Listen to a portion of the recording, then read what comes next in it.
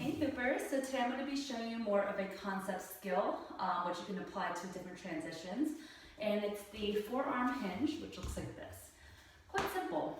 With the hoop in front of you, go ahead and place it on both of your forearms, therefore the forearm hinge, which is what I'm calling it. Now bring your hands towards your face, and you're super cute. I think we all need a good laugh from coronavirus. But anyway, you want to bring it towards you. From the side, what you're going to see is the hoop's there. If I press against it, look at that tension, now it's behind me. If I push against it again, it's in front of me. And that's it. That's how you create the tension. Now, I'll go through a couple variations, but I encourage you guys to play with it yourself.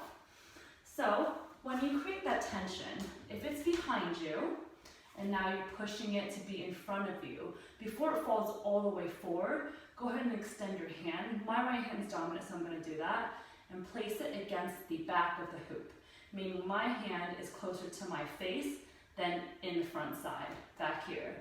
Now if I extend that and again give some tension, escalator. Another fun one you can do is with that tension, kind of like pretending like my hula hoop is a jump rope, and you can jump there. Also, you can of course put it behind you and jump out.